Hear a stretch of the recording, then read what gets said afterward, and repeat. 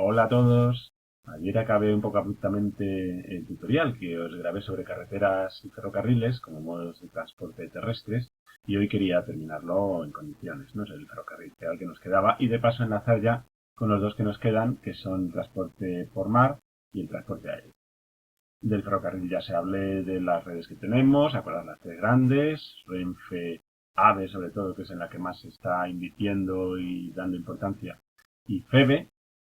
Os hablé de los grandes contrastes que hay, de los planes, de lo que establece el PITBI, de la reorientación que hay tanto en viajeros como en mercancías hacia una mayor intermodalidad y una mayor eficacia, ¿eh?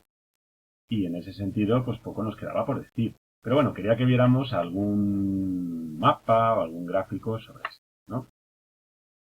Por ejemplo, el mapa de las líneas ferroviarias, ahora mismo tal y como está, tenemos abajo el mapa de la alta velocidad en abril del 2020, pues veis que aún dista mucho de ser, en lo que se refiere a la alta velocidad, la malla que pretenden los últimos gobiernos que hemos tenido, ¿no? Aunque tenemos más de 3.000 kilómetros en servicio de AVE y 35 estaciones, cosa que nos sitúa a la cabeza, ¿no? En Europa, y que ya desde el año 1992, que os acordáis que vimos que se inauguró el AVE Madrid-Sevilla, hasta el 2011, 140 millones largos de viajeros lo utilizaron, pues todavía se quiere extender mucho más por territorio, porque sabéis que es un elemento que potencia mucho la accesibilidad y la conectividad entre zonas, y en ese sentido también el desarrollo de cualquiera de las provincias, por ejemplo, interiores, que necesitan, ¿no? Necesitan este tipo de infraestructuras para poder evitar ese vaciamiento del que tanto estamos hablando. Bueno, veis que en el mapa que está arriba a la derecha, pues no solamente está la alta velocidad, tanto la que se proyectaba en ese momento, porque ese mapa es anterior, es del 2015, veis que luego ya, comparando con el 2020, se ha hecho parte de lo proyectado, ¿no? También están las vías dobles electrificadas, o sencillas, o sin electrificar, que serían en ese sentido las peores, e incluso los ferrocarriles de vía estrecha, los FEVE, por el norte, veis toda esa línea, ¿no? La marco por aquí, que va por el norte, de FEVE, ¿no? O el León, entre León y el País Vasco, y luego algún ferrocarril autonómico también, como puede haber en Valencia, ¿no? Bien, los planes son estos, ¿no? Este es el mapa que aparece en el PITBI, y veis cómo claramente aparece lo que está en servicio en el 2015 y las vías convencionales, pero hay mucho todavía por hacer. Este es el plan que os quería señalar, ¿no? Y veis cómo aquí sí que se ve ya más una malla. Como en este plan sí que prácticamente la alta velocidad conectaría todas las capitales de provincia entre sí. Ojo, que en alta velocidad incluiríamos los trenes AVE, acordaos, que van a más de 260 km/h, y también velocidad alta, trenes de velocidad alta que van a más de 220, y que os puse los ejemplos de los Alaris o Altaria, que son de este tipo. En cualquier caso, se trata de que ninguna provincia quede fuera, ¿no?, de esta red de alta velocidad.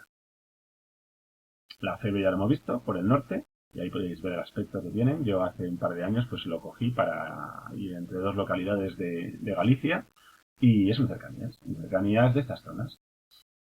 Y la red transeuropea, como veis, pues es muy densa. Aquí estamos viendo en azul la alta velocidad y en rojo la demás, y veis como claramente Europa del Este todavía tiene mucho que hacer, ¿no? Aunque probablemente ya no sea igual el mapa, porque este ya tiene unos años y había que actualizarlo, pero básicamente la alta velocidad, que ahí todavía estaba poco en España, pues era cosa sobre todo de franceses, alemanes, italianos, británicos y nosotros, los españoles, ¿no?, que hemos mejorado mucho en los últimos 20 años en esta alta velocidad.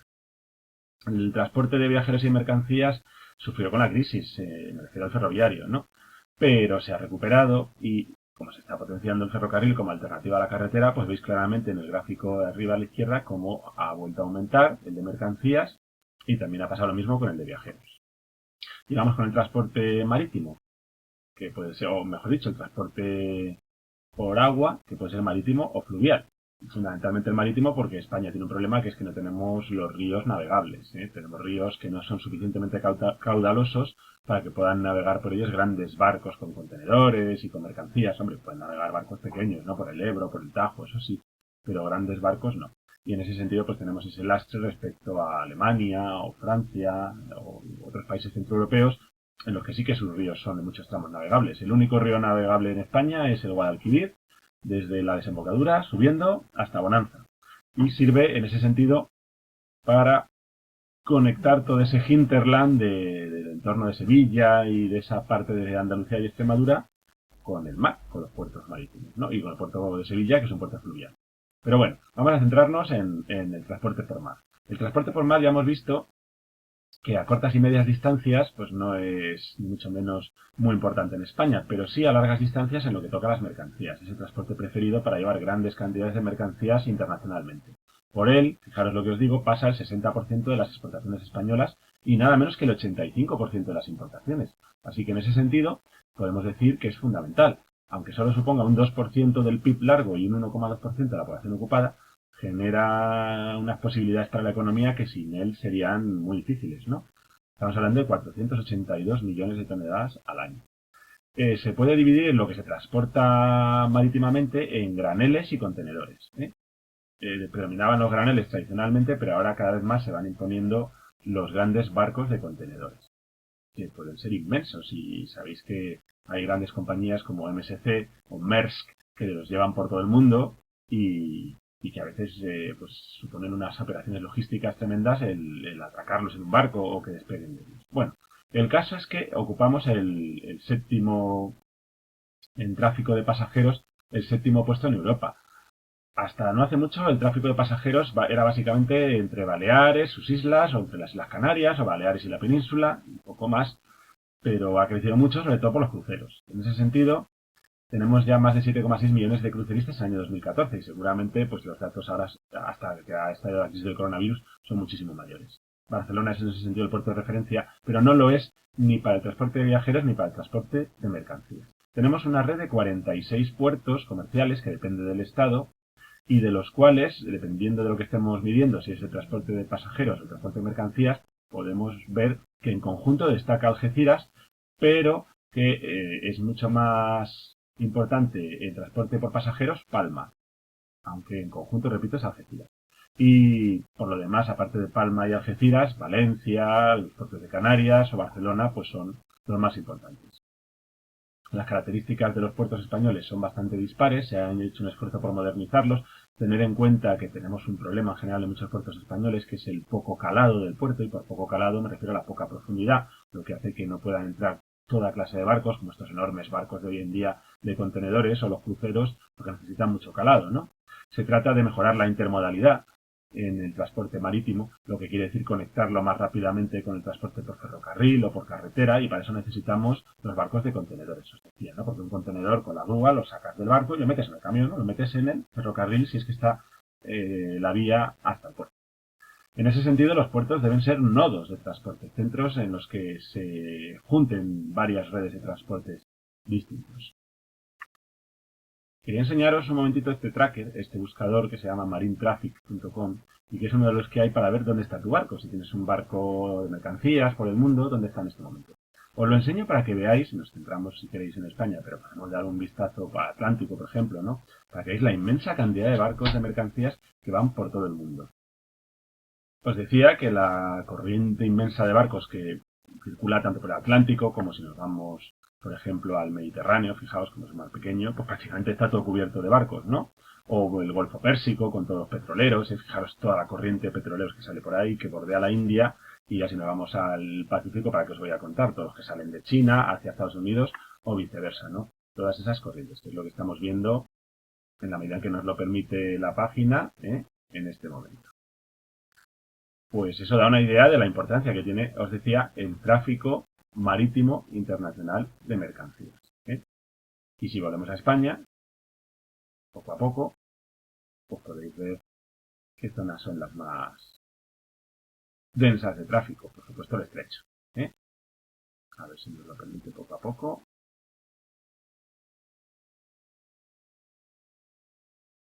Aquí lo veis, ¿no? Toda esa corriente que va por el estrecho. Y luego, bueno, pues Valencia, Barcelona, como también concentran bastante. Aparte de este tráfico internacional de mercancías, está el tráfico de cabotaje, que es el tráfico bordeando la costa, básicamente, ¿no? Y en ese sentido, el que más destaca en España es el de petróleo, el de derivados de petróleo, porque acordad que todas las refinerías están, menos Puerto Llano, en puertos. Pero el transporte del futuro, no lo dudéis, es el de contenedores, salvo en mercancías que no se pueden llevar en contenedor, pues por ejemplo el petróleo o el gas, ¿no? O la pesca, que eso no se lleva en contenedores. Se trata de hacer también de ese transporte más sostenible medioambientalmente y se hacen auditorías a los puertos, el control de los impactos medioambientales de las empresas, de sus plantas de reciclaje, etcétera. Y también se trata de mejorar las autopistas del mar, estas rutas con horarios cada vez más frecuentes y con más velocidad, que comuniquen, por ejemplo, pues como esta que os pongo ahí, Vigo con Nantes. Nuestras autopistas del mar serían las que conectarían puertos gallegos con franceses o británicos, por un lado, y puertos del Mediterráneo, bueno, gallegos o cantábricos, ¿no? Y puertos del Mediterráneo con Italia o Francia, o de Francia o incluso Grecia por el otro. El PITBI lo que busca es especializar los puertos y en ese sentido también adaptarlos a las necesidades de la nueva economía con la intermodalidad. Y si vemos el mapa de los puertos, que viene en el libro, bueno, este os pongo yo, que era del libro de Anaya, para que veáis según el tipo de mercancías. Es un mapa solamente de mercancías. Os decía que por mercancías destaca clarísimamente Algeciras y luego Valencia, que ha superado ya a Barcelona. Pero depende de qué mercancías estemos hablando, porque como veis en el mapa hay graneles líquidos, como serían el petróleo o el gas licuado, graneles sólidos, como podrían ser cereales, pesca, etcétera, sobre un mineral, ¿no? Y luego ya contenedores y otras mercancías. Entonces, por ejemplo, en tráfico de contenedores, Valencia y Algeciras son los más especializados, más Algeciras, ¿no? Y luego algún puerto de Canarias. Pero, por ejemplo, en graneles líquidos, pues veis que el puerto de Bilbao tiene mucha importancia. Huelva también, con toda la refinería que tiene, ¿eh? Y algún puerto en el Mediterráneo como Tarragona. Y en graneles sólidos, pues más la pesca, pues más el norte, ¿no? Avilés, perdón, sí, Ferrol, Coruña, etcétera. Hay otro mapa, que es el de los puertos de interés general, y ahí podéis ver todos los que gestiona el Estado. Y en cuanto al tráfico de pasajeros, pues podéis ver cómo está más equilibrado, pero destaca muchísimo Algeciras y por los cruceros Barcelona. En cierto modo también hay que hablar ahí de Palma y los puertos canarios. Bueno, de hecho Palma es el que tiene más, ¿eh? Palma es el que tiene el mayor número de pasajeros. Ha ido aumentando claramente el tráfico de mercancías y de pasajeros y eso se puede ver en los gráficos. Como en esta tutorial no va a dar tiempo a hablar del tráfico aéreo, pues simplemente terminaré diciendo que se ha hecho un libro verde del mar para todas estas necesidades de un transporte medioambientalmente más sostenible y que las políticas las lleva quien ya sabéis, ¿no? El ministro del ramo, ministro de Transportes y Movilidad Sostenible, ¿no? Y Vivienda, que es José Luis Ábalos, y es el que tiene que consensuar y estar en contacto permanente con la Unión Europea, sobre todo para ir potenciando todas estas políticas comunitarias como la creación y mantenimiento y mejora de las autopistas del mar que hemos mencionado antes. Y sin más, les pido esta tutorial mostrándoos imágenes de los mayores barcos contenedores del mundo, que, repito, tienen una logística y una organización que implica a muchísima gente y que supone para entrar en un puerto, atracar en él o salir de él, horas. Horas porque son barcos tan inmensos que manejarlos necesita de barcos guía que les van llevando, barcos más pequeños como los que veis ahí delante de ellos, y necesita de unos expertos y de unas maniobras muy lentas que ya digo que pueden estar varias horas, ¿no? Prolongándose.